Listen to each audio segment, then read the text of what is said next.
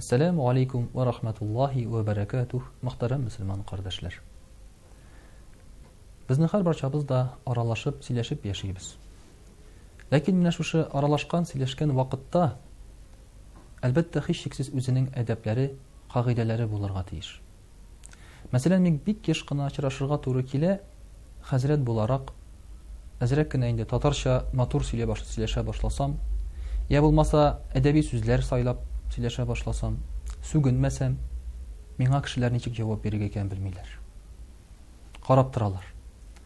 Әйтергә телиләр, ике сүзнең берсе сүгенү, ә сүгенү сүзен алгач пауза килеп чыга. Татарча әйтеп карыйлар, урысча килеп чыга. Урысча сөйләргә телиләр, блатной жаргонга күчәләр. Инде мөхтәрәм кардәшләр, шулай итеп бер-беребез белән хәтта аралаша, сөйләшә дә белмибез, онытканбыз икән. Шулай килеп чыга. Менә ислам динендә шушы сөйләшүгә, аралашуга карата нинди таләпләр бар соң, яки нинди киңәшләр бар соң? Пәйгамбәрбез саллаллаһу алейхи ва саллям безнең өчен иң яхшы үрнәк бу өлкәдә.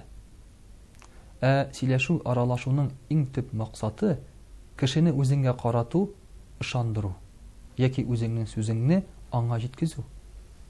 Пәйгамбәрбез саллаллаһу алейхи ва саллямны тыңламас өчен мөшрикләр, ягъни мөселман булмаган кешеләр, колакларына мамык тыгып йөргәннәр. Чөнки аны ишетсәләр, шундук аңа ышанып, аңа гашыйк булганнар. Ягъни аны ярата башлаганнар. Аның сүзләренә буйсына торган булганнар. Менә безгә дә шушындый матур сөйләшү алымнары кирәк, мөхтәрәм кардәшләр. Әле минем шулай күрергә туры килде, бер христиан дин вакиле инде ул, бер кешегә мөрәҗәгать итә. Сереженька, дорогой, иди-ка сюда, ди. Шундый матур итеп әйтә, бу эшне синнән башка беркем дә эшли алмый. Сделай, пожалуйста, на милость. Мин үзем урынымнан сикереп торып, шушы эшне эшлисем килеп китте. Менә мөхтәрәм кардәшләр, сөйләшү алымы, ышандыру.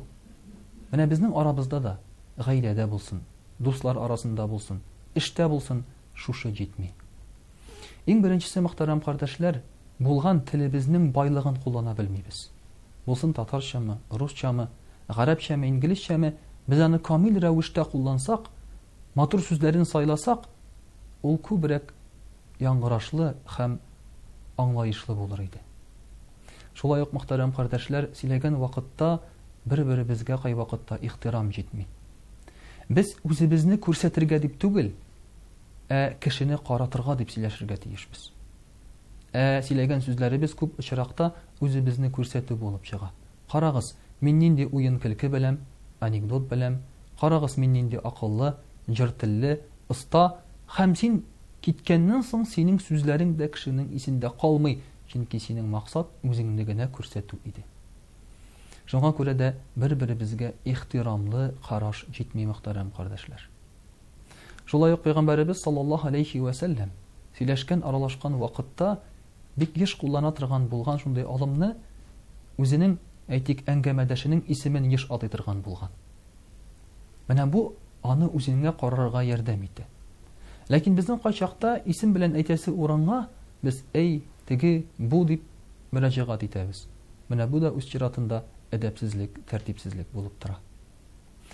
Шулай ук сөйләшкән, аралашкан вакытта бик кирәкле алым ул да булса кыскалык. Чөнки без сөйлибез, сөйләшәбез, ләкин үзебезнең әйтәсе сүзебезне кыска гына әйтә алмыйбыз.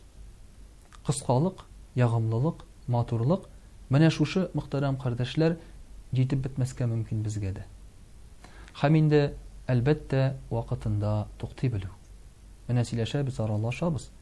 Ләкин вакытында туктап кала алмау, кайчакта сүзне озайту бер-беребезне үпкәләтүгә китерә, вакыт сузуга китерә, һәм син әйтергә теләгән сүзнең мәгънәсен үзгәртә.